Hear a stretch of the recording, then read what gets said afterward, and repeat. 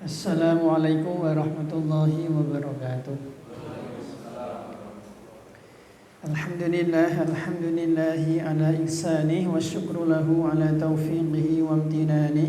Asyhadu an la ilaha illallah wahdahu la syarika lah ta'ziman li sya'nih. Wa asyhadu anna Muhammadan abduhu wa rasuluhu ad-da'i ila ridwanih. Sallallahu alaihi wa ala alihi wa ashabihi wa ikhwanih. Qala Allah Ta'ala fi kitabihil karim, ya ayyuhalladzina amanu taqullaha haqqa tuqatih wa la tamutunna illa wa antum muslimun.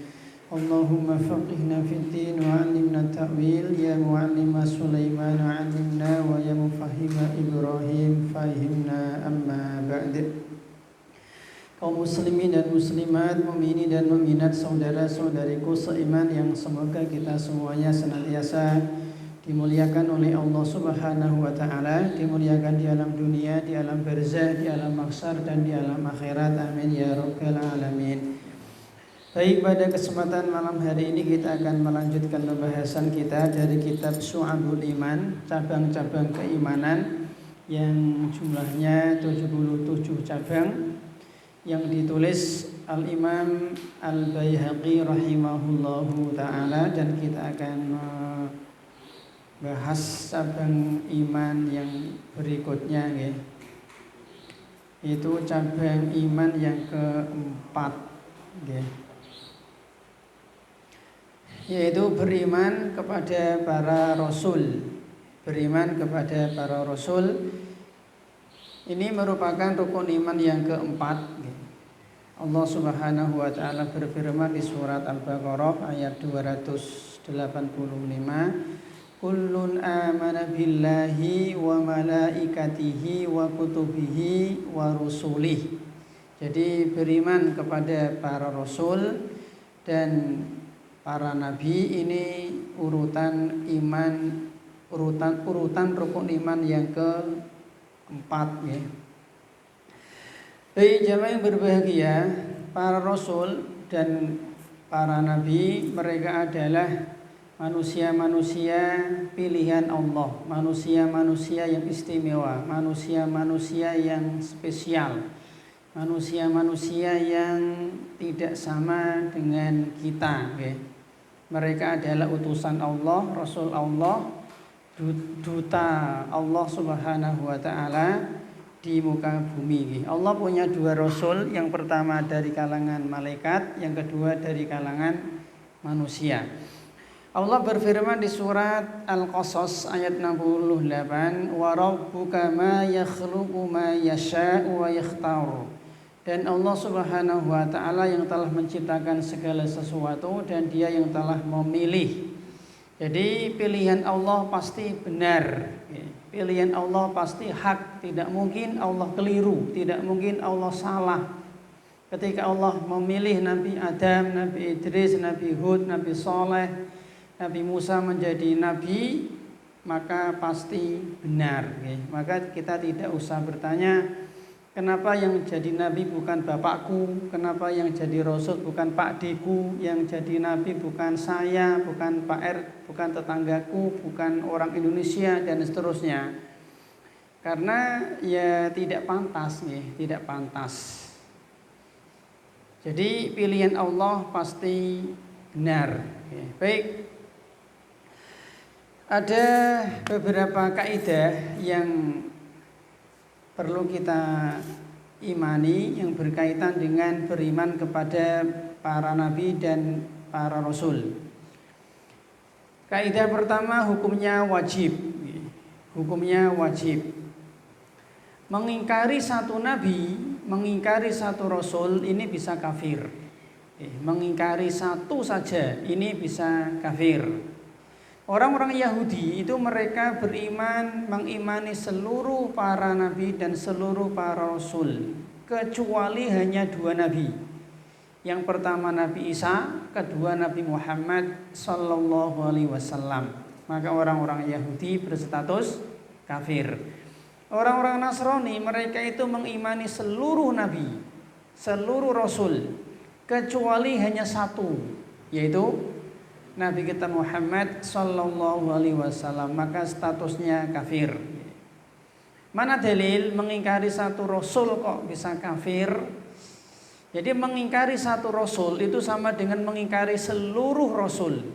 Mengingkari satu ayat dalam Al-Quran, bahkan satu huruf ya. Mengingkari satu huruf dalam Al-Quran itu berarti mengingkari seluruh isi Al-Quran. Mengingkari satu syariat berarti sama dengan mengingkari seluruh syariat. Mana dalil? Surat Asy-Syu'ara ayat 105. Kata Allah, kadzdzabat qaumun nuhinil mursalin. Telah mendustakan kaumnya Nabi Nuh seluruh rasul. Padahal yang didustakan, yang ditolak, yang diingkari kaumnya Nabi Nuh hanya satu, yaitu Nabi Nuh tok. Tapi Allah menyebut mereka telah mengingkari seluruh rasul. Kemudian juga seperti di surat Asy-Syu'ara ayat 1, 2, 3 nggih, kadzdzabat 'adunil mursalin. Telah mendustakan kaum Ad berarti kaumnya Nabi Hud, seluruh para rasul. Padahal yang diingkari, yang ditolak, yang dimaksiati hanya satu rasul, yaitu Nabi Hud. Tapi di sini Allah mengatakan mereka telah mengingkari, menolak seluruh para rasul. Satu lagi di surat Asy-Syu'ara ayat 141. Ini kaumnya Nabi Shalih nggih. Kadzdzabat Tsamudul mursalin. Kaum Tsamud yaitu kaumnya Nabi Shaleh, mereka telah mengingkari, mendustakan semua rasul. Padahal yang ditolak, yang diingkari hanya satu rasul, yaitu Nabi Shaleh. Jadi mengingkari, menolak satu nabi, satu rasul sama dengan mengingkari seluruh rasul. Menolak satu huruf di Al-Quran, maka dia telah menolak seluruh isi Al-Quran. Menolak satu syariat berarti dia dihukumi menolak semua syariat. Baik jamaah, semoga senantiasa dirahmati oleh Allah. Jadi beriman kepada para nabi dan para rasul ini hukumnya wajib. Hukumnya wajib, maka barang siapa yang mengingkari maka dia kafir, bukan orang Islam, bukan orang mukmin. Dan orang-orang musyrik Arab, Abu Jahal, Abu Lahab dan kawan-kawan, mereka itu intinya itu menolak tiga sebenarnya. Jadi Abu Jahal, Abu Lahab, orang-orang kafir musyrik itu sebenarnya menolak tiga hal. Yang pertama adalah menolak Allah sebagai satu-satunya ilah. Jadi yang diingkari, yang ditolak orang-orang musyrik Arab itu tiga. Yang pertama adalah mereka mengingkari, menolak bahwa Allah itu satu-satunya ilah. Jadi mereka bukan menolak Allah nih, dulu kita sudah bahas nih. Orang-orang musyrik Arab itu mereka menyembah Allah, cinta Allah, sayang Allah, menghormati Allah, memuliakan Allah, menyembah Allah, tapi juga menyembah selain Allah. Jadi yang ditolak itu adalah Tuhan itu jangan satu gitu. Jadi dia nggak mau kalau Tuhan hanya satu. Mereka tuh maunya Allah ya Tuhan, Hubal Tuhan juga. Dan jadi dia nggak menolak Allah nggak. Yang ditolak itu Tuhan itu jangan cuma satu. Allah Tuhan, Hubal, Manat, Uzza Tuhan, berhala-berhala ya Tuhan juga. Itu yang ditolak oleh orang-orang musyrik Arab. Yang kedua, mereka menolak adanya hari kebangkitan. Yang ketiga, mereka menolak Muhammad itu sebagai Rasul. Ini tiga inti orang-orang musyrik Arab menolak dakwah Nabi Sallallahu Alaihi Wasallam. Baik, kemudian yang kedua, di antara kaidah yang kedua adalah jumlah mereka para nabi dan para rasul itu terbatas. Jumlah mereka dibatasi dengan dalil. Artinya kalau hari ini ada orang yang mengaku sebagai nabi, sebagai rasul, maka kita wajib untuk tidak percaya. Meskipun mungkin dia jenggotnya panjang, gitu, pakai gamis, pakai sorban, apalagi pakai jubah, apalagi pintar bahasa Arab, hafal Quran. Tapi kalau hari ini ada orang yang mengaku mengklaim sebagai nabi, sebagai rasul, maka wajib untuk kita ingkari, wajib untuk kita tolak. Jadi jumlah mereka terbatas. Berapa sih jumlah nabi dan jumlah para rasul? Diriwayatkan hadis yang sahih, hadisnya berstatus hadis hasan li ghairihi. Riwayat Ahmad dari sahabat Abu Dzar. Beliau pernah bertanya, "Ya Rasulullah, kam wa fa'idatul anbiya?" Ya Rasul, berapa sih jumlah para nabi? Qala mi'atu alfin wa arba'atun wa isruna alfan. Kata Nabi, jumlah para nabi seluruhnya itu 124.000. Kata nggih? Mi'atu alfin wa arba'atun wa isruna alfan. 124.000 yo kuwata. Kemudian kata Nabi, jumlah rasul ar-rusulu min dzalika 315. Kata Nabi, jumlah para rasul itu 315. Jadi jumlah para nabi itu 124.000, jumlah para rasul 315. Kathah nggih. Kathah nggih. Tetapi yang Allah kisahkan, Allah ceritakan di Al-Quran hanya 25. Yang diceritakan di Al-Quran itu hanya 25 nabi atau rasul. Bisa jenengan lihat di Al-Quran. Yang pertama di surat Al-An'am ayat 83 sampai 86. Ini ada 18 nabi dan rasul. Al-An'am 83 sampai 86. Kita hitung 18 lho Pak. Kata Allah Subhanahu wa taala, "Wa tilka hujjatuna ataina Ibrahim 'ala qaumi." Satu nggih Ibrahim. "Narfa'u darajatim man nasya, innaka rabbaka hakimun alim." Wa wahabna lahu ishaq wa yaqub kullan hadaina wa nuhan hadaina min qabl wa min dzurriyyatihi Dawud wa Sulaiman wa Ayyub wa Yusuf wa Musa wa Harun wa kadzalika najzil muhsinin wa Zakaria wa Yahya Nabi Yahya wa Isa wa Ilyas kullu minas solihin wa Ismail wal Yasa'a Ilyasa wa Yunusa Nabi Yunus wa Luta Nabi Lut wa kullan faddalna 'alal alamin. Di 18 di surat Al-An'am ayat 83 sampai 86 nggih. Kurang nggih. Kemudian di surat Ali Imran ayat 33 di sini Allah nyebut Nabi Adam nggih. Innallaha astafa Adama. Nabi Adam 19. Nah, kemudian di surat Hud ayat 50 di sini Allah nyebut Nabi Soleh. Wa ila Tsamuda khahum Shaliha. Nggih, Shalih 20. Kemudian Nabi Syuaib bisa dilihat di surat Hud ayat 84. Wa ila Madyan akhahum Syuaib. Nabi Syuaib. Kemudian Nabi Idris bisa dilihat di surat Maryam ayat 56. Wadhkur fil kitab Idris innahu kana siddiqan nabiyya. Kurang dua nggih. Kemudian Nabi Dzulkifli bisa dilihat di surat Al-Anbiya ayat 85. Wa Ismail wa Idrisa wa Dzulkifli. Terakhir sinten? Nabi kita Muhammad sallallahu alaihi wasallam bisa dilihat di surat Al-Fatah ayat 29. Muhammadur Rasulullah. Pas salawe. Ini nama-nama nabi dan rasul yang diceritakan Allah di dalam Al-Qur'anul Karim. Baik. Ada beberapa nama yang ulama itu berbeda pendapat. Kalau 25 tadi kan ulama sepakat mereka itu nabi dan rasul.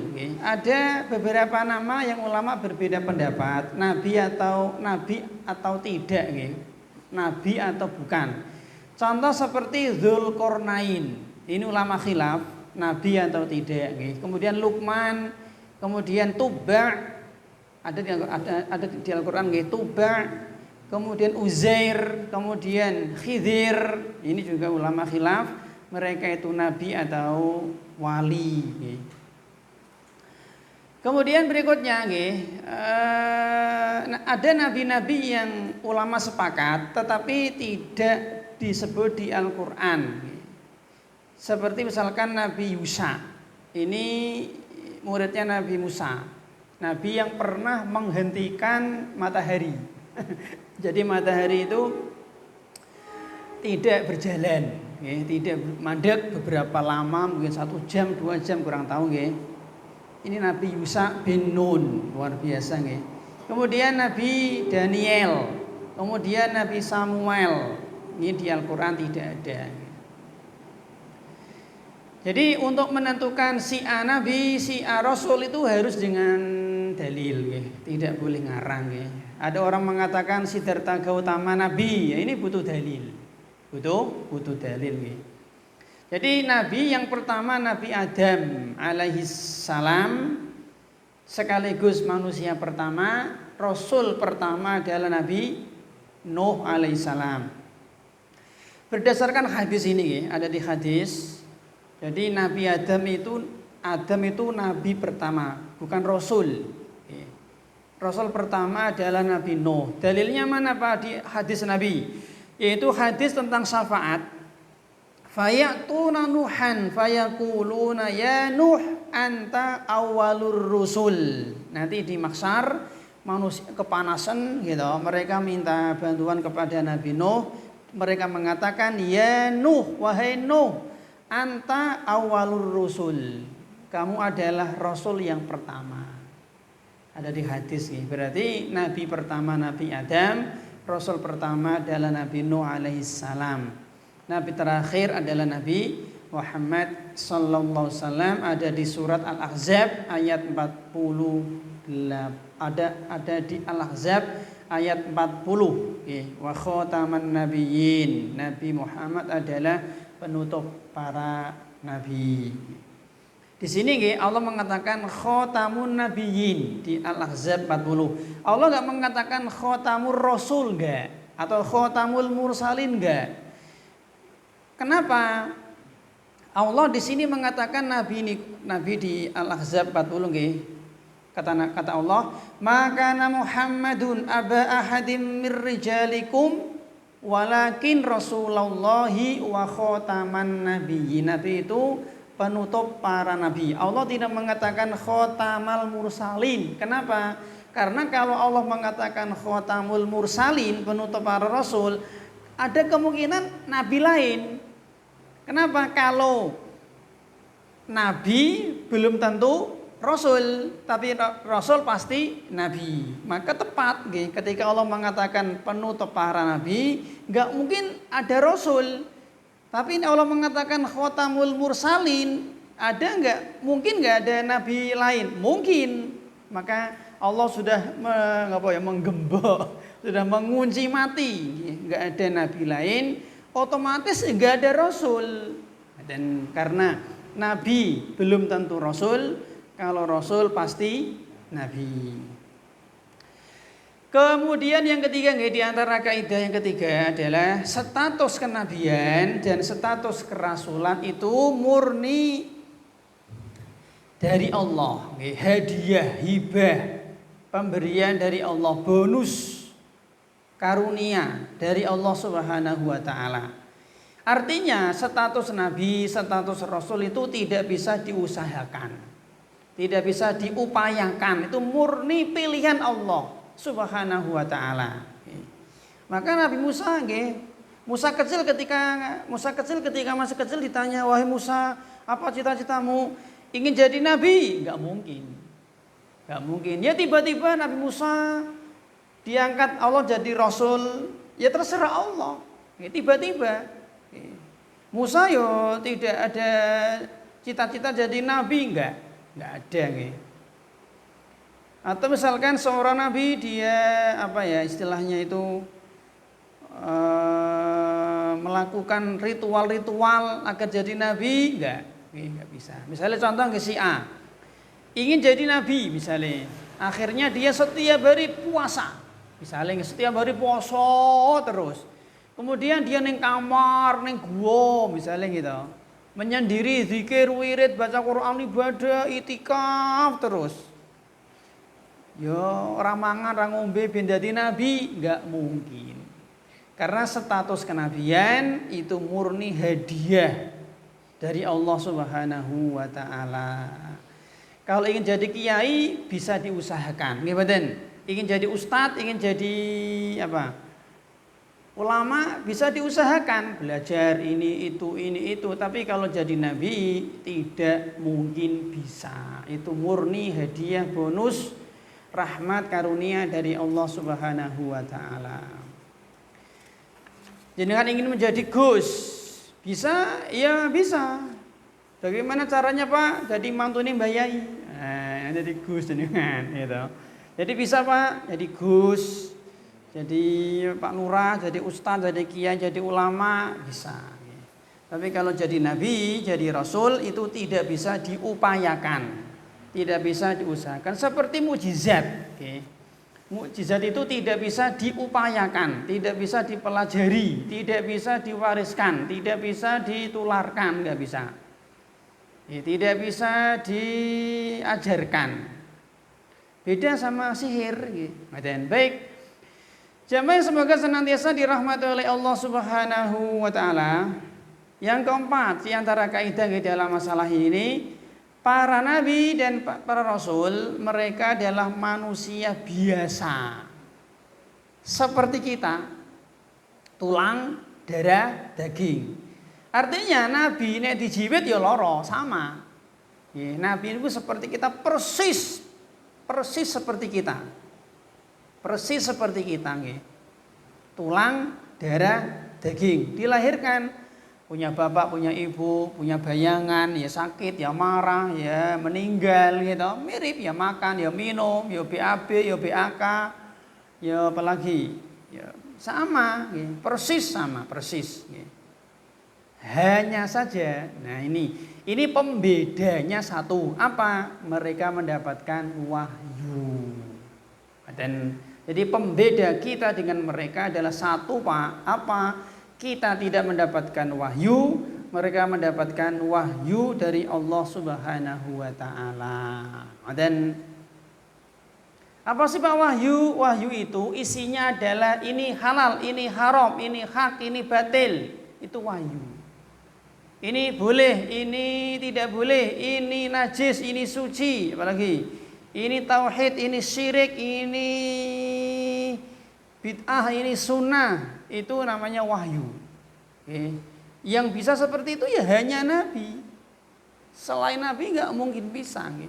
Maka ketika ada orang mengatakan ini suci, ini najis, ini halal, ini haram, dia wajib membawa dalil.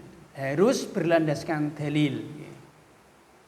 Pak. Ya seperti sering tak sampaikan nggih, babi, daging sapi, daging babi, daging sapi, kambing, babi. Dijejer kan ya mirip gitu. Tapi daging babi najis, haram, daging sapi kok halal ya, kok suci ya. Bedanya apa sih? Ya mbuh. Nanti nek jenengan masuk swarga takok Nabi. Jadi oleh karena itu nggih, gelar terbaik mereka itu adalah dua. Apa? Abduhu wa rasuluh. Ini gelar terbaik untuk para nabi dan para rasul. Mereka adalah hamba Allah dan utusan Allah. Makna hamba la yu'bad. Mereka itu hamba seperti kita. Tadi manusia, tulang, darah, daging. Maknanya la yu'bad, tidak boleh disembah. Wong hamba kok, bukan Tuhan. Yang berada disembah ya Tuhan, bukan hamba. Nah, yang kedua, wa rasuluh, mereka adalah rasul Allah, utusan Allah. Maknanya la yu'sa, tidak boleh dimaksiati. Artinya ucapan mereka pasti benar. Maka satu-satunya manusia yang ucapannya 100% pasti benar hanya Nabi dan Rasul. Mereka kan maksum toh. Selain mereka bisa benar, bisa salah. Abu Bakar, Umar, Utsman, Ali, Tolha, Zubair bisa benar, bisa salah. Apalagi Imam Syafi'i, Imam Ahmad, Imam Malik, Imam Abu Hanifah, gitu. Syekh bin Baz, Syekh Utsaimin bisa benar, bisa salah. Maka boleh kita membuang ucapan-ucapan mereka. Yang tidak boleh kita tolak hanya ucapan Nabi dan Rasul. Dan Pak, karena mereka itu manusia biasa seperti kita, tulang, darah, daging, maka mereka ya punya sifat-sifat kemanusiaan seperti kita. Contoh, mereka berjenis kelamin laki-laki. Cetron ini bisa dilihat di surat Al-Anbiya ayat 7. Wa ma arsalna qablaka illa rijala. Jadi semua nabi itu rijal, lanang. Tidak ada nabi wedok. Tidak ada nabi wanita. Enggak ada nabi malaikat, nabi jin, enggak ada, Pak. Budak enggak ada nggih. Makanya saya tak ulang-ulang nggih, manusia dan jin itu hukum asalnya lebih mulia manusia, Pak. Rasul dari kalangan manusia tadi banyak. Nabi dari kalangan manusia banyak, tapi kalau nabi rasul dari kalangan jin mboten wonten. Makanya manusia itu derajatnya lebih tinggi daripada jin. Maka sangat aneh kalau ada orang yang dia kerja sama jin, sengaja mengundang jin, sengaja menghadirkan jin, sengaja minta bantuan jin, ini dia justru malah merendahkan, diperbudak sama jin. Jadi semua nabi, semua rasul laki-laki. Maka ada yang berpendapat Maryam itu nabi. Ini pendapat yang lemah. Ya pendapat, gitu. Cerita ulama-ulama nggih, pendapat ulama bukan dalil, justru butuh dalil. Dan pendapat ulama bukan dalil, justru butuh dalil. Termasuk niki ada yang berpendapat Maryam ibunya Nabi Isa itu nabi. Ini pendapat yang marjuh alias pendapat yang sangat lemah. Kemudian juga diantaranya mereka itu makan dan pergi ke pasar. Bisa dilihat di surat Al-Anbiya ayat 8. Wa ma ja'alnahum jasadan la yakuluna ta'ama wa ma kanu khalidin. Al-Furqan 20. Wa ma arsalna qablaka minal mursalina illa annahum la yakuluna ta'ama wa yamsuna fil aswaq. Jadi para nabi itu ya mereka makan, menungso kok. Kalau enggak makan ya ngeli ke pasar. Ke pasar ya umumnya apa ya, belanja, mungkin jualan gitu ke pasar. Dan jadi mereka makan, minum. Turunan makan apa ya BAB. Turunan minum apa ya pipis. Ya kentut. Ya makan minum. Barangkali ya mungkin ya mules barangkali. Itu kan turunan dari makan dan minum toh, ngeten. Kemudian berikutnya, karena mereka itu manusia biasa, mereka itu tidak tahu perkara gaib secara mutlak, nggak tahu. Mereka tahu gaib kalau diberitahu oleh Allah Subhanahu wa taala. Mana dalil? Surat Al-Jin ayat 26 sampai 27. Alimul ghaibi fala yudhiru ala ghaibihi ahada illa man irtadha mir rasulin. Jadi yang tahu perkara gaib secara mutlak itu hanya Allah Subhanahu wa taala. Ada sedikit ilmu gaib yang Allah bocorkan kepada para rasul, sedikit. Jadi hukum asal mereka tidak tahu perkara gaib. Hukum asal lagi mereka tahu sesekali, sedikit kalau mereka diberitahu oleh Allah Subhanahu wa taala. Contoh, bukti-bukti para nabi itu tidak tahu perkara gaib. Nabi Sulaiman ketika beliau sidak mengumpulkan bala tentaranya toh, tentara Nabi Sulaiman kan ya menungso ya jin ya binatang toh. Ada burung hud-hud yang tidak ikut apel ngeten. Nah, beliau nggak tahu kemana, nggak tahu. Berarti kan Sulaiman nggak tahu perkara gaib. Dia tahu kan ketika ngecek orang ketok, baru tahu dia. Nggak tahu. Yang kedua, Nabi Musa juga nggak tahu mana buktinya ketika beliau meninggalkan kaumnya 40 hari bertemu dengan Allah Subhanahu Wa Taala. Ternyata umatnya membuat patung anak pedet, patung anak sapi, nggak tahu dia, nggak tahu. Nabi Yakub gitu, ketika dibohongi sama itu anak-anaknya toh, Nabi Yusuf dimakan serigala, Nabi Yakub kan nggak tahu. Maka dia sedih, akhirnya Nabi Yusuf dibuang ke sumur, sampai ke Mesir. Dia nggak tahu, akhirnya kan sedih, nangis sampai buta. Kalau beliau tahu Nabi Yusuf itu selamat, jadi bangsawan di Mesir, dia rapopo, nggak tahu, sedih dia, sedih beliau. Ibrahim alaihissalam ketika malam-malam ada tamu.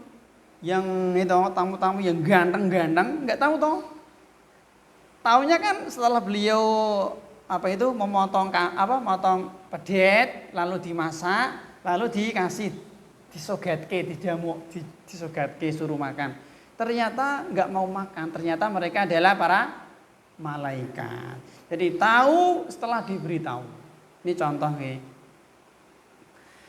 Kemudian Nabi Isa sama Nabi Isa juga nggak tahu nggih.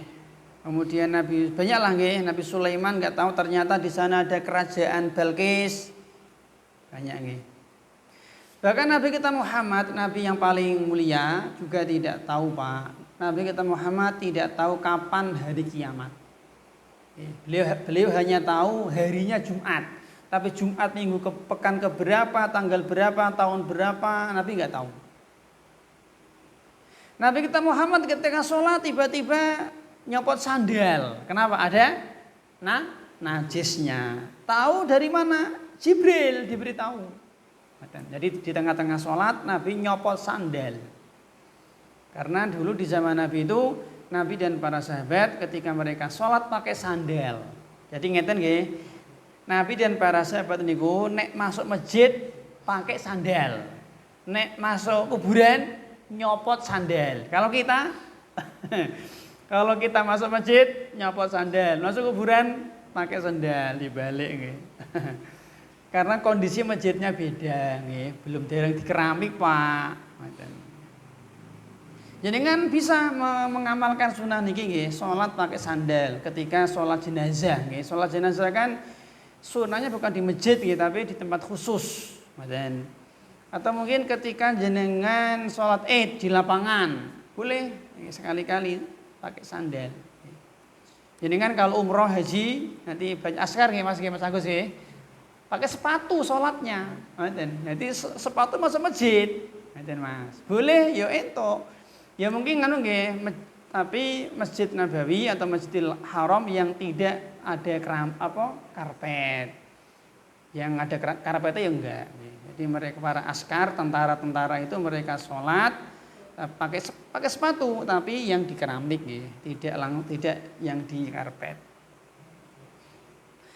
Nabi kita Muhammad ketika Aisyah dituduh zina kan nggak tahu kan hampir sebulan niku Nabi susah niku.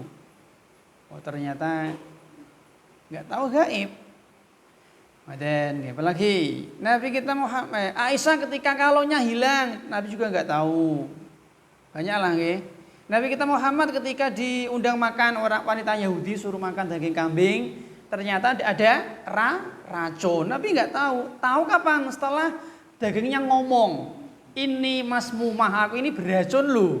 Akhirnya dilepeh. Jadi daging ngomong, dagingnya ngomong, Pak. Nabi kita Muhammad ketika mau umroh, sudah lama nggak umroh toh, dari Madinah ke Mekah mau umroh.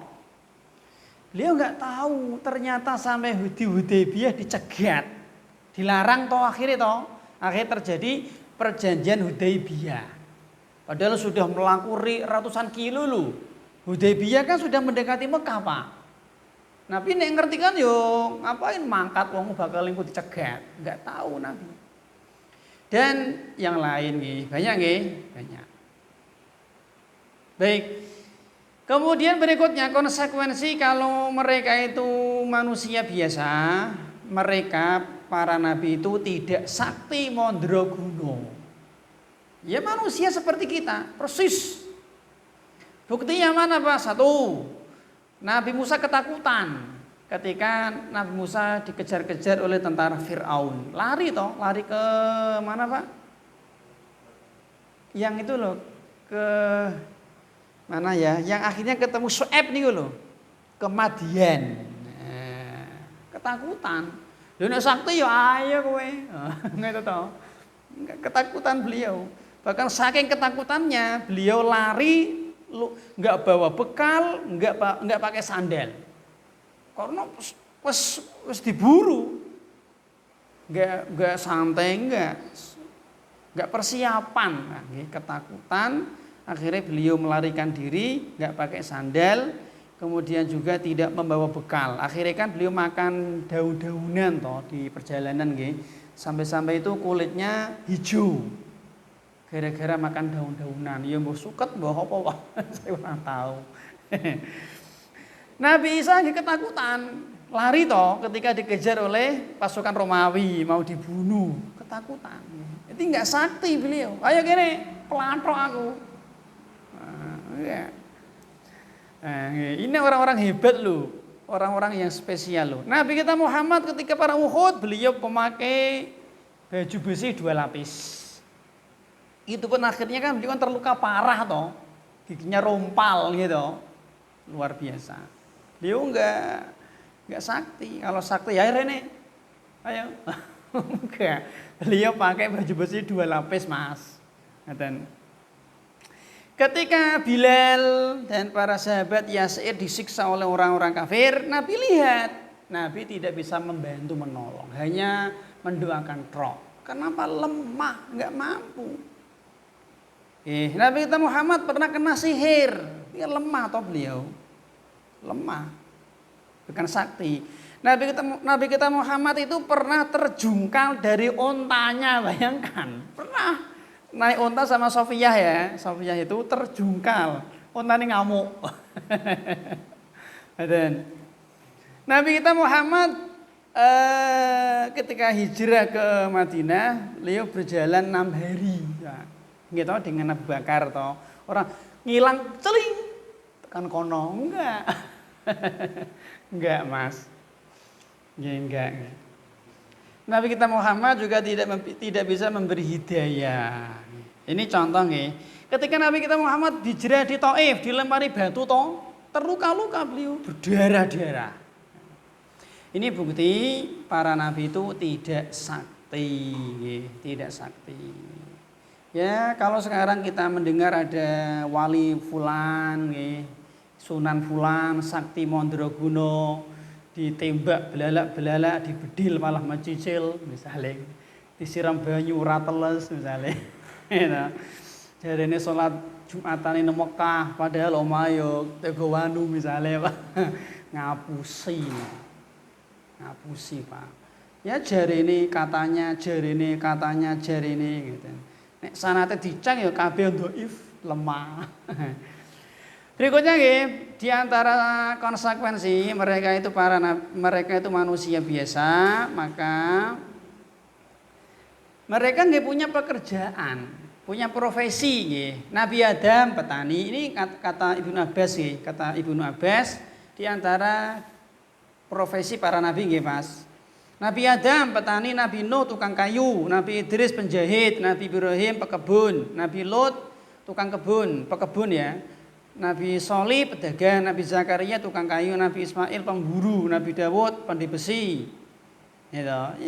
Nabi kita Muhammad pedagang, beliau. Jadi karyawan Khadijah pernah, menggembala kambing pernah. Ini mereka bekerja seperti kita persis pokoknya. Cuman nggak ada nabi yang PNS, Nah, ASN nggak ada seperti Mas Agus. Ini nggak punya NIP Mas.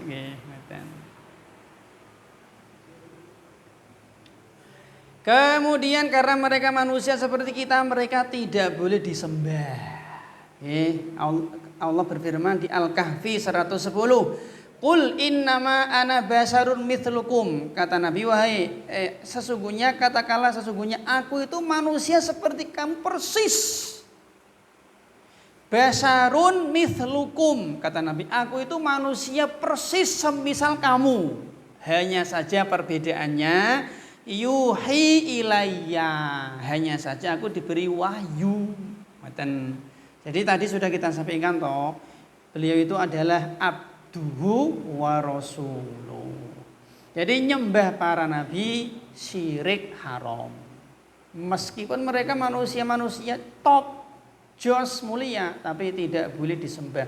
Tidak punya 1% pun sifat ketuhanan. Tidak punya sedikit pun sifat ilahiyah. Enggak boleh disembah sama sekali. Kalau menyembah mereka orang-orang soleh haram, syirik, apalagi nyembah manusia yang levelnya lebih rendah. Nyembah sunan, nyembah wali, nyembah jimat, nyembah kuburan, nyembah batu, nyembah ake, sopo mereka. Nyembah kebu, wong India malah nyembah sapi, nyembah srengenge bareng. Ada enggak apa orang yang sing diwedeni ku perapatan? Ono lho wong wedine karo perapatan. Nek wedi karo macan, logis nggih? Logis, wedi macan, wedi singa, wedi rampok, wedi geni. Wedi perapatan, Mas. Ono ngoten niku. Buktine mana? Nek lewat ngebel, didit. Nah, dan sepi lho. Wedine karo perapatan. Aneh mboten? Ya aneh. Wedine karo wit sarungi barang. Ya. Wedine karo apa ya? Nisan, wedine karo kuburan, wedine karo akik, wedine karo jimat. Mbak jimat itu dida-ida. Dikencingin, dibanting reso apa-apa, wedi. Jelas ya?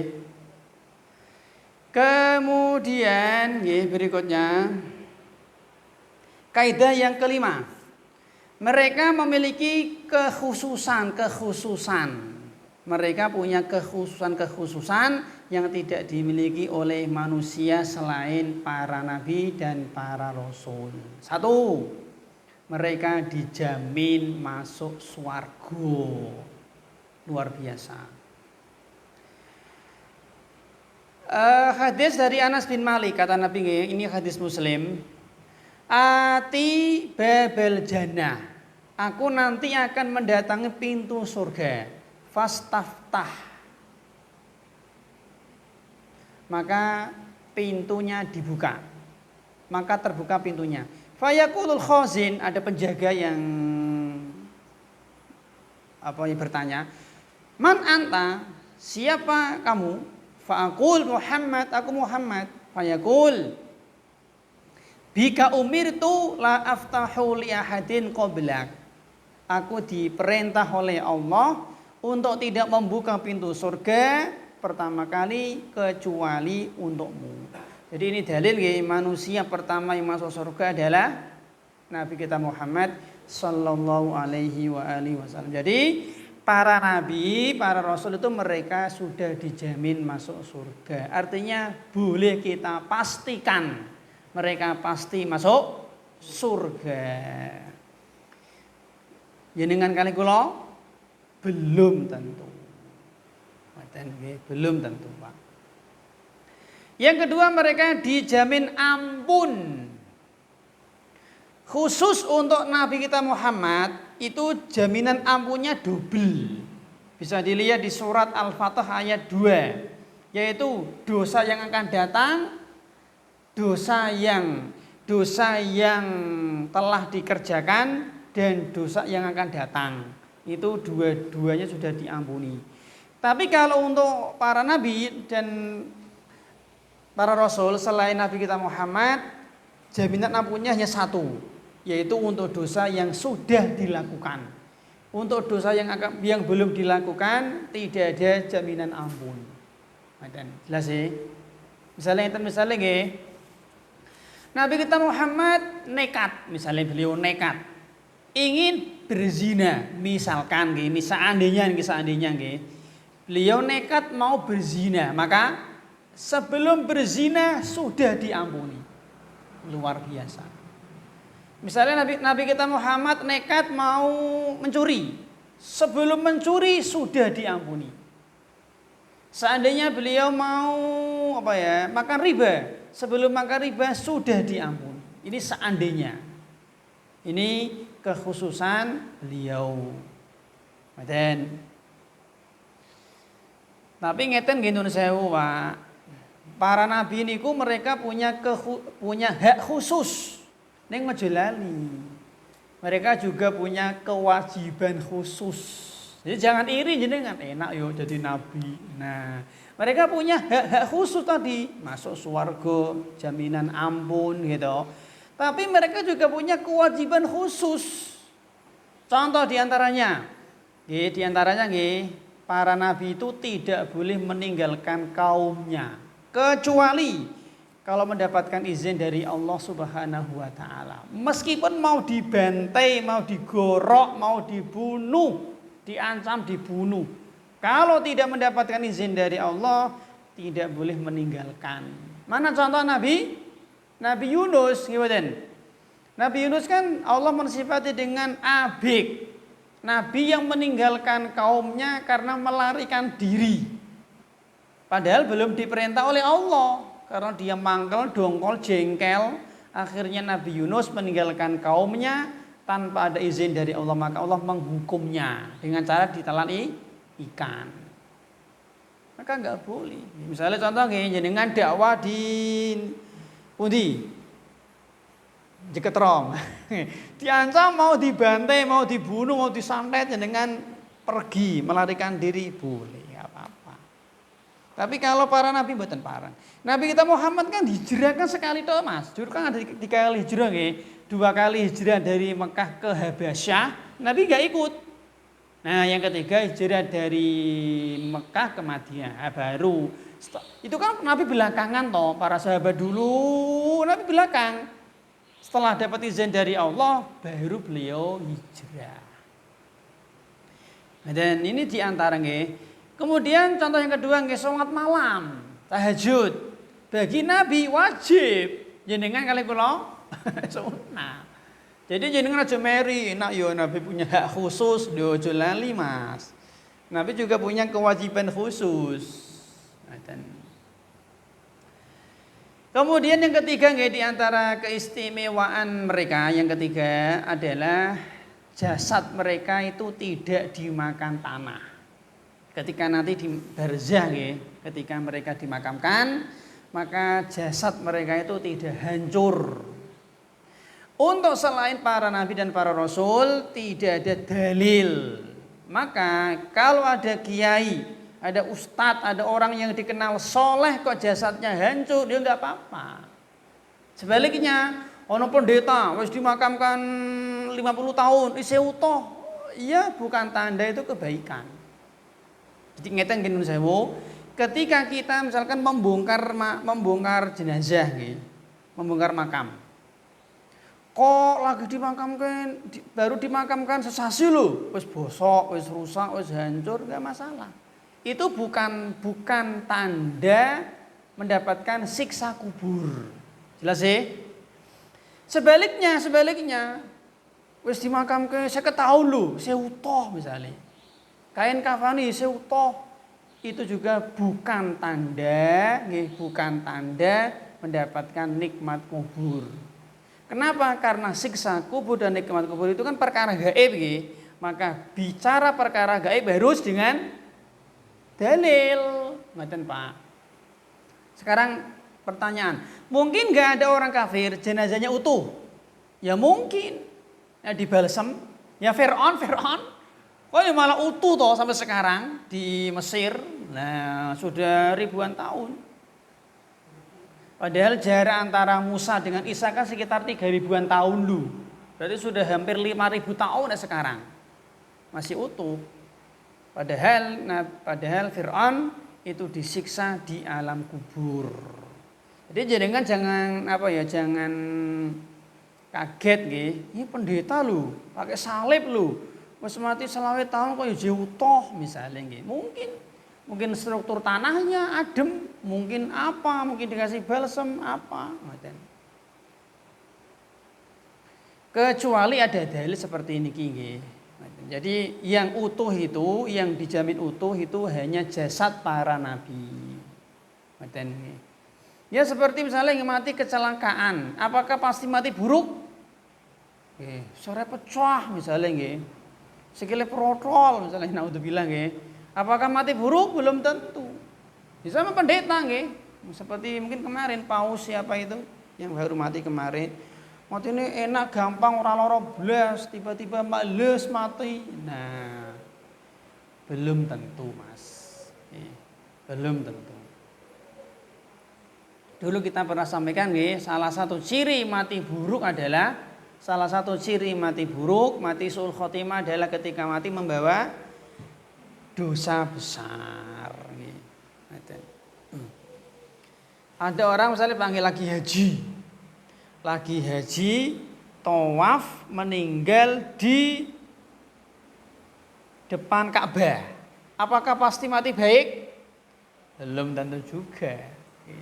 Ya mungkin tanda, tapi tidak boleh dipastikan tanda. Karena sudah saya tak sampaikan nggih, ada 2 jenis amal, Mas. Yang pertama amal zuhir, yang kedua amal batin, amal hati, dan kita tidak tahu isi hati seseorang.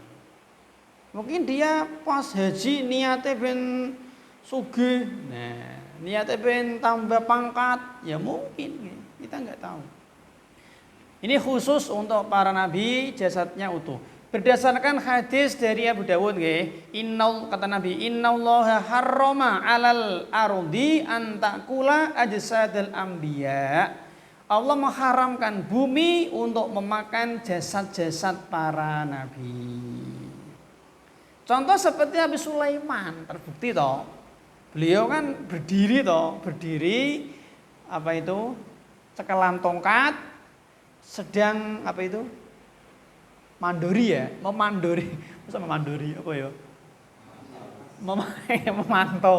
memantau jin-jin kerja.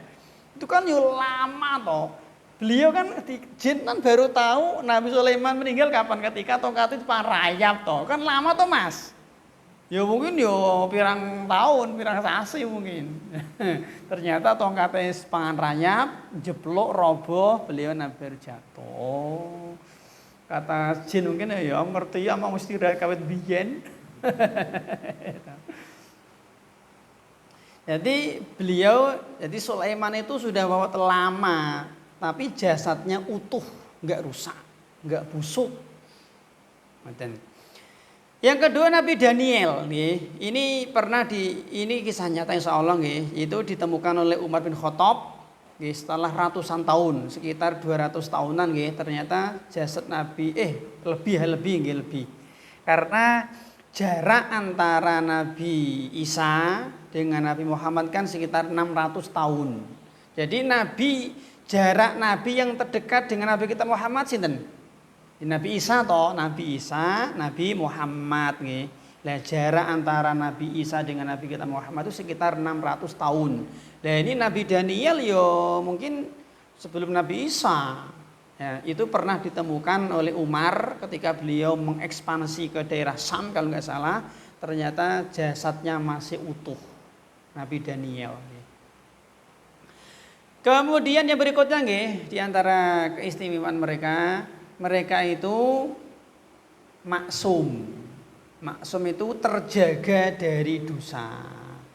Bukan tidak pernah salah enggak. Mereka terkadang berbuat keliru, berbuat salah. Mana contoh Nabi Musa pernah membunuh orang toh. Nabi Adam pernah makan buah larangan, maksiat, dosa niku. Apalagi Nabi Yunus meninggalkan kaumnya kan salah toh. Nabi kita Muhammad pernah mengharamkan madu, salah. Nabi Sulaiman pernah tidak sholat asar, pernah. Maksum di sini artinya mereka itu ketika salah, keliru, maksiat langsung Allah tegur. Dan sehingga mereka lurus kembali. Jadi melenceng Allah tegur lurus lagi. Belok Allah tegur lurus lagi. Kalau kita kan enggak, kita mau maksiat Allah biarkan. Gitu. Jadi kan pernah lagi maksiat lalu ada suara, wahai wedi jenengan itu. Kok langit, cuma maksiat, wedi jenengan. Nah, karena kita ini Allah biarkan, Allah enggak negur, maka kita diperintah untuk amar ma'ruf nahi mungkar. Kita ini saling mengingatkan. Dan jadi maksum itu artinya terjaga dari dosa. Ketika mereka mau berbuat salah atau ketika mereka sudah berbuat keliru, Allah langsung meluruskan, tegur langsung, kontan. Ya cuman itu toh, Nabi kita Muhammad cuman bermuka masam gitu kepada sahabat yang buta nih loh. Cuman bermuka masam tuh Allah langsung negur toh, surat Abasa gitu, Masya Allah. Itu Nabi kita Muhammad gitu. Kemudian berikutnya para nabi itu Mas dikuburkan di tempat mereka wafat. Jadi di titik mana wafat dimakamkan di situ. Meninggal di trotoar, ya dimakam di trotoar misalnya ini. Meninggal di pinggir kali, ya dimakamkan di pinggir kali. Meninggal di mana? Kantor, ya dimakamkan di kantor misalnya ini. Meninggal di pantai, dimakamkan di pantai. Meninggal di titik A, dimakamkan di titik A. Meninggal di kamar seperti sini. Nabi kita Muhammad. Nabi kita Muhammad itu meninggal di kamarnya Aisyah. Maka ketika Nabi kita Muhammad wafat itu jenazahnya tidak dikeluarkan dari kamar. Jadi dimandikan di situ, dikafani di situ, disolati di situ, dimakamkan di situ. Jadi Nabi kita Muhammad itu ketika wafat jenazahnya tidak dikeluarkan dari tempat itu. Jadi enggak disolatkan di Masjid Nabawi enggak. Jadi meninggal di situ, dimandikan di situ, dikafani di situ, disolati di situ, dimakamkan di situ. Itulah para nabi. Kalau kita enggak, kalau kita sunahnya itu dimakamkan di pemakaman kaum muslimin. Sebagaimana kita hidup berjamaah, nanti kalau kita wafat juga sama berjamaah. Maka tidak sunnah dimakamkan di kamar, dimakamkan di buritan, dimakamkan di masjid, enggak. Dan kalau ada keluarga kita yang wasiat, nanti ini bapak mati dimakamkan di ngarep kamar di ruang tamu yo. Ngeten iki wasiat yang tidak boleh ditunaikan. Kenapa? Karena bertentangan dengan syariat Islam. Dan berikutnya para nabi mereka itu tidak meninggalkan harta waris. Tidak meninggalkan harta waris. Kalau kita meninggalkan harta waris kata Nabi inna ma'sarul anbiya la nurath. Sesungguhnya para nabi itu mereka tidak mewariskan harta. Allah berfirman di Al-Quran surat apa ini saya nggak tahu ya. Kata Allah, wa waritha Sulaimanu Dawuda. Nabi Sulaiman mewarisi Nabi Dawud. Nabi yang pertama kali jadi raja sinten? Nabi Dawud gitu. Dia punya anak sinten? Sulaiman, raja juga. Di sini kata Allah wa waritha Sulaimanu Dawuda. Sulaiman mewarisi Dawud. Di sini kata para ulama, Nabi Sulaiman itu tidak mewarisi harta Dawud enggak, tapi mewarisi ilmunya. Kenapa? Karena kerajaan Sulaiman itu tidak sama dengan kerajaan Dawud. Lebih hebat kerajaan Sulaiman.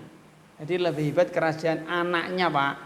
Di Dawud itu kan bapake toh, punya bapak ya nabi ya raja, punya anak nabi raja Sulaiman. Tapi tadi kerajaan Sulaiman itu tidak sama dengan kerajaan Nabi Dawud. Jadi yang diwarisi Nabi Sulaiman dari Nabi Dawud bapaknya adalah ilmunya, bukan harta Sulaiman. Bukan harta daun. Tempatnya beda nggih. Kemudian berikutnya, para nabi itu Pak, ketika mereka akan meninggal dunia, mereka diberi pilihan. Dan mati saiki, apa sesuk, apa kapan, ngaten Pak. Luar biasa nggih, diberi pilihan mereka. Kemudian mimpi mereka pasti benar. Mimpi mereka pasti benar. Kenapa? Karena wahyu. Nek mimpi kita itu tercampur dengan setan.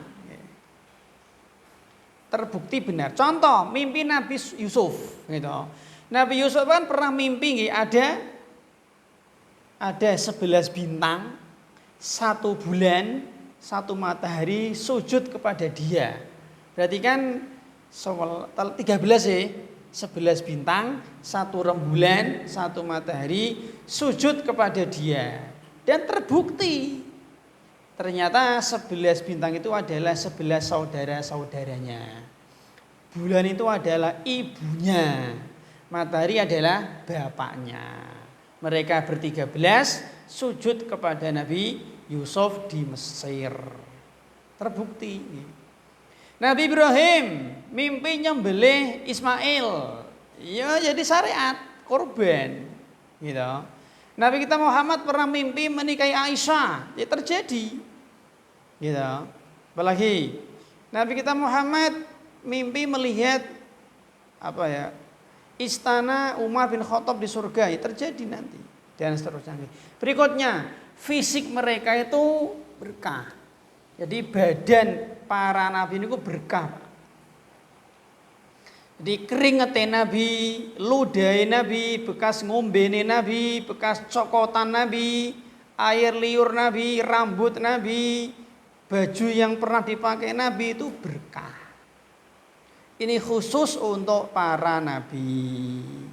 Buktinya diantaranya adalah ketika Nabi Yakub tadi nggih ditinggal Nabi Yusuf. Lama bisa menangis sampai buta, maka Nabi Yusuf mengirim baju bekas dia yang pernah dipakai dia diusapkan ke mata Nabi Yakub. Maka kata Allah, fartadda basira, tiba-tiba mata Nabi Yakub langsung bisa melihat. Jadi baju bekas Nabi Yusuf berkah. Jadi benda-benda yang pernah disentuh atau dipakai para nabi itu berkah. Ini khusus untuk nabi. Kiai nggak bisa. Kiai, ustadz mboten saged.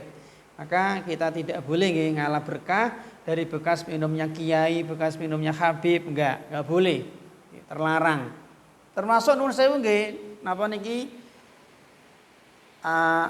Mas tahnik. Misalnya kita punya anak nggih. Anak kita lahir, lalu kita bawa ke kiai untuk ditahnik, enggak boleh. Tahnik sendiri. Tahnik sendiri. Tadi kecuali nabi. Ya, ada orang kadang gitu, Pak Ustadz, Pak Kiai ditahnik enggak? Apalagi mbayaine ngerokok sisan. Jangan nggih. Tahnik sendiri, bapaknya, kakeknya, ibuke, jangan orang lain. Nggih. Ya kalau enggak bisa Pak, ya ustadznya kon ngajari, nanti jenengan yang praktek langsung. Jadi yang masuk ke mulut itu air liur jenengan, air liur kita sebagai bapak. Dan bukan air liur ustadznya. Okay. Ustadz itu berkah, kiai berkah ilmunya. Kalau diamalkan, bukan berkah cokotane mau. Okay. Saya pernah Pak dapat cerita dari bapak saya nggih. Mungkin pas acara tahlilan ya di desa saya niku. Ada setelah tahlilan kan dia makan-makan gitu, makan. Ada satu tetangga saya itu Pak, kancane do mangan dene ora mangan dhewe. Dan ini yang cerita bapak saya nggih. Akhirnya apa? Ternyata di situ ada tokoh makan nggih, ada tokoh makan. Itu kan disisakan dia. Saya nggak tahu ya, dia sengaja menyisakan atau gimana nggak tahu. Intinya mereka itu dia tadi fulan tadi itu dia makan nggak dihabiskan. Akhirnya dimakan tetanggaku tadi yang nggak makan.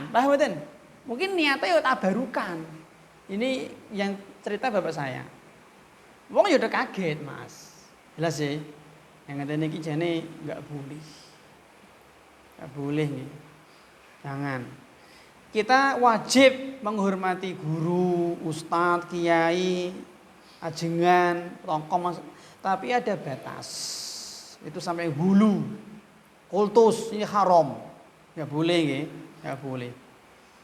Kalau kita punya murid sampai kultus harus ditegur. Harus ditegur, diingatkan. Macam malah bangga, senang dek nih. Ambung bolak-balik Mas. Enggak boleh nggih.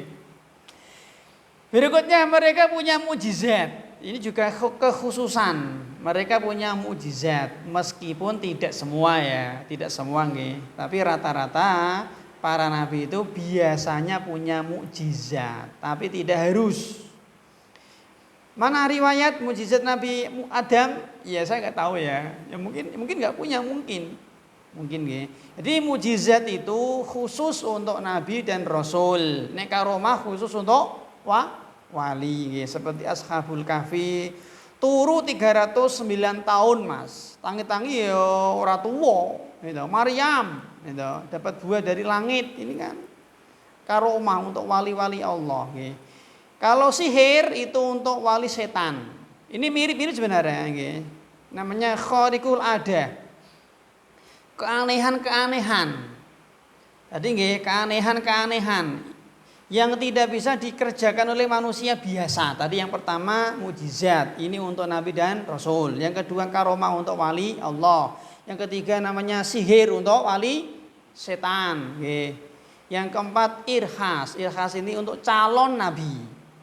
Calon nabi seperti nabi ketika masih kecil berdagang ke Syam, beliau dinaungi oleh awan. Jadi nggak kepanasan gitu. Cuman kalau sihir ini bisa dipelajari. Baik jamaah, semoga senantiasa dirahmati oleh Allah. Terakhir mereka itu dijaga oleh Allah sejak kecil. Jadi nggak ada Pak Nabi kok dulu mantan preman, nggak ada. Mantan penjahat, mantan germo, mantan bandit, mboten wonten. Nek mantan kiai enten mboten? Enten, mantan ustadz tadi mantan mantan pendeta jadi ustadz mungkin. Mantan garong jadi ustadz ya mungkin. Gitu. Tapi kalau mantan bandit jadi nabi mboten wonten. Atau mantan kafir jadi nabi enggak ada. Jadi dari kecil itu sudah Allah siapkan, sudah Allah jaga. Bahkan termasuk nasab. Ngeten nggih, jadi nasab para nabi itu Pak, ke atas itu enggak ada yang pelacur.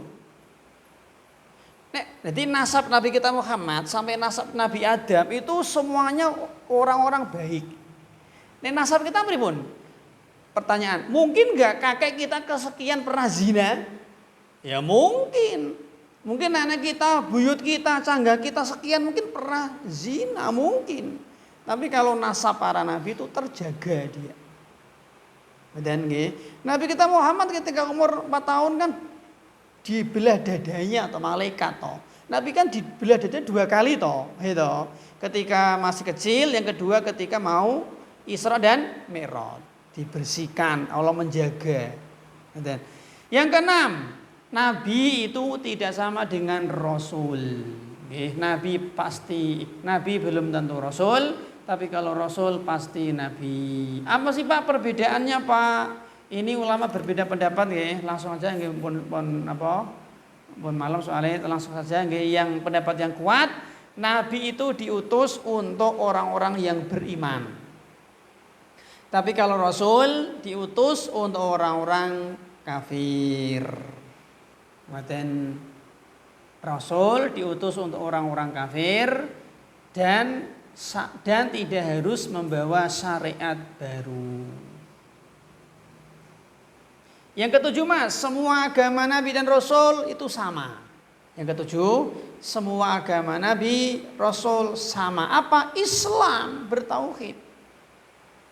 Tidak ada Nabi Buddha, tidak ada Nabi Hindu, tidak ada Nabi Kejawen, tidak ada Nabi Konghucu, nggak ada. Allah berfirman, tapi gini nggih, agama mereka sama, satu Islam, tapi syariatnya berbeda.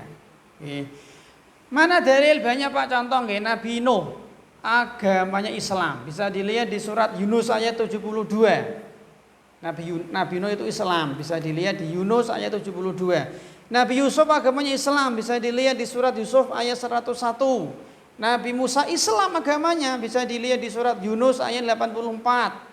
Nabi Isa agamanya Islam, bisa dilihat di Al-Maidah 111. Nabi Sulaiman agamanya Islam, bisa dilihat di surat Al-Naml ayat 30-31. Nabi Yakub, Nabi Yusuf, Nabi Ismail, Nabi Ishak, Ibrahim agamanya Islam, bisa dilihat di surat Al-Baqarah 133 dan yang lain banyak. Jelas ya? Jadi semua nabi itu agamanya satu tapi syariatnya berbeda. Jadi ngeten nggih, akidah, ideologi, keyakinan sama. Semua nabi mengatakan Allah di atas arsy sama. Semua nabi mengatakan kiamat terjadi hari Jumat sama.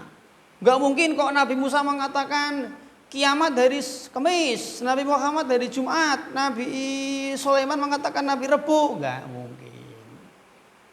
Enggak mungkin. Nabi kita Muhammad mengatakan Allah di atas arsy, Nabi Musa mengatakan Allah itu ada di surga, enggak mungkin. Nabi Muhammad mengatakan surga punya 8 pintu toh, ada di atas ya, 8 pintu. Nabi Sulaiman mengatakan surga punya 12 pintu, enggak mungkin. Nabi Adam mengatakan surga punya 3 pintu, enggak mungkin. Paham ya? Jadi nun sewu untuk masalah perkara gaib, akidah, ideologi, keyakinan persis sama. Yang beda itu fikih. Nah, dan yang beda itu fikih. Contoh misalkan, semua nabi itu belum ada tayamum. Nah, Nabi kita Muhammad ada tayamum. Fikih toh niku, fikih. Di zaman Nabi Adam menikah boleh sekandung. Ya udah ono wong Mas. Sekarang ya haram. Gitu. Di zaman Nabi Yakub itu boleh menikahi poligami kakak beradik berending. Misalnya contoh nggih. Misalnya ya Mas Afnan misalnya aja. Saleh fulan menikahi double, menikahi Fatimah dan adiknya Fatimah, itu boleh. Sekarang nggak boleh. Kan fikih ngeten iki, fikih to. Gitu. Di zaman Nabi Yusuf wong nyolong kok ketangkep, maka nanti jadi budak dia, jadi budak orang yang dicuri hartanya. Dan Nabi Ibrahim kiblatnya dulu ke Masjidil Aqsa. Apa ini ya fikih? Di zaman Nabi Musa, kalau kain kita kena najis, cara menghilangkannya dipotong. Sekarang dicuci. Apa ini ya fikih? Fikih. Bani Israil dilarang kerja di hari Sabtu. Jadi Sabtu itu nggak boleh kerja di ini. Sekarang boleh. Bani Israil Yahudi itu dulu Pak dilarang makan onta lu. Haram bagi dia. Onta muda itu haram. Sekarang onta halal malah. Kuda halal. Apa ini? Ya fikih. Dan di zaman Nabi Adam cara berkorban dengan cara disambar api toh. Sekarang disembeli. Banyaklah nggih contoh-contoh nggih, ngoten.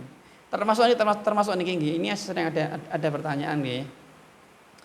Ini mungkin dulu di zaman dulu itu boleh nikah beda agama, Pak. Mana contoh? Fir'aun kafir. Punya istri solihah, Asia, muslimah. Itu mungkin syariat mereka, boleh mungkin. Nabi Lot, nabi, istrinya kafir, gitu. Nabi Nuh ya nabi muslim, istrinya kafir. Kok ento itu tadi mungkin syariat mereka. Syariat kita kan nggak boleh. Apa itu? Ya fikih. Dan jadi fikih berbeda. Allah berfirman di Al-Maidah 48 ya. Likullin ja'alna minkum syir'atan wa minhaja. Masing-masing nabi itu punya syariat sendiri-sendiri tadi. Syariatnya Syariat fikihnya beda, tapi tadi akidah, perkara gaib, ideologi sama persis. Yang ke-8, Mas, sing pun ngantuk mboten napa-napa. Status Nabi Rasul itu akan nempel terus sampai meninggal. Artinya tidak ada mantan Nabi, Mas. Gak ada mantan Rasul. Mantan kiai? Ono. Mantan ustadz? Ono kok. Nah sih. Yang ke-9, tidak boleh membeda-bedakan mereka. Gak boleh. Boleh membeda-bedakan, boleh boleh memuji, memuliakan mereka, tapi tanpa harus merendahkan yang lain. Itu contoh. Aku misalnya contoh nggih, Nabi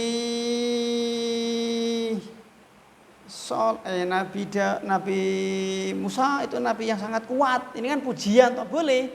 Ini enggak apa-apa boleh. Yang contoh terlarang. Nabi Musa itu nabi yang kuat lu. Tapi ini Nabi Yahya itu lemah, ini nggak boleh. Jadi memuji Nabi Musa dengan cara merendahkan Nabi yang lain ini nggak boleh, haram. Jelas ya, dan ini panggilan sewu, Nabi itu hampir semuanya itu ajam. Ajam itu bukan Arab. Nabi Arab itu hanya setahu saya itu Nabi Arab itu hanya 4 atau 3 nggih. Yang pertama Nabi kita Muhammad, yang kedua Nabi Hud, yang ketiga Nabi Sholih, yang keempat Nabi Syuaib. Ini setahu saya Nabi Arab. Sisanya ya bukan Arab. Nabi Ibrahim kan bukan Arab. Dia kan di Irak atau di Babilonia. Nabi Musa bukan Arab, Bani Israel. Nabi Ishak, Nabi Zakaria, Nabi Daud, Nabi Isa bukan Arab. Nabi Adam bukan Arab. Jadi setahu saya yang Arab itu yang 4 tadi, Muhammad, Hud, Sholih, dan Syuaib. Terakhir yang ke-11 keutamaan mereka bertingkat-tingkat. Jadi tidak selevel. Mereka orang-orang mulia tapi tidak selevel. Tidak selevel. Manusia, Nabi yang paling mulia sinten? Nabi kita Muhammad. Kedua Nabi Ibrahim. Ini dua ini bergelar Khalilullah. Ketiga Nabi Musa bergelar Kalimullah. Nah, 45 ulama khilaf antara Nabi Nuh dengan Nabi Isa. Nabi Isa gelarnya Ruhullah. Roh yang diciptakan Allah kemudian ditiupkan ke dalam rahimnya Maryam. Makanya gelarnya Ruhullah. Dan Nabi Nuh gelarnya saya nggak tahu ya. Mereka nabi-nabi yang mulia yang 5 ini, mereka dikenal dengan ulul azmi. Mim, Nuh, Ibrahim, Musa, Isa, Muhammad sallallahu alaihi wasallam. Maka kita harus menghormati, memuliakan, mengagungkan mereka. Pak Yunus Sewu, untuk Nabi kita Muhammad sunahnya nyebut mereka itu dengan 2, sholawat dan salam. Gitu. Sholawat dan salam. Berdasarkan Al-Ahzab ayat 58, ya ayyuhalladzina amanu shallu alaihi wasallimu taslima. Nabi Muhammad alaihi salatu wassalam, ini yang paling sempurna. Tapi kalau selain Nabi kita Muhammad cukup alaihi salam tok, cukup salam tok. Berdasarkan surat As-Saffat ayat 180, wassalamun alal mursalin. Jadi kalau Nabi 2, salam dan sholawat. Kalau selain beliau cuma 1, salam tok. Nabi Adam alaihi salam, Nabi Nuh alaihi salam, Nabi Musa alaihi salam, Nabi Idris alaihi salam, Nabi Yahya alaihi salam, Nabi Dawud alaihissalam, dan seterusnya. Boleh untuk tugas-tugas mereka dan pelanggaran-pelanggaran nggak usah ya, kebanyakan nanti pun ngantuk dan isi krim. Ya, demikian yang bisa kita sampaikan, semoga bermanfaat. Ada pertanyaan? Cetong ya, jelas ya. Semoga Allah mengampuni semua dosa-dosa kita, dan semoga nggih nuwun sewu saya jenengan tentunya jauh ya dari para nabi dan para rasul, tidak bisa dibandingkan Pak. Tapi dengan sebab kita mencintai mereka, membela mereka, semoga kita nanti bisa dipertemukan dengan mereka di dalam surga. Nggih, amin ya rabbal alamin. Mengatakan semoga bermanfaat. Kita akhiri. Wassalamualaikum warahmatullahi wabarakatuh.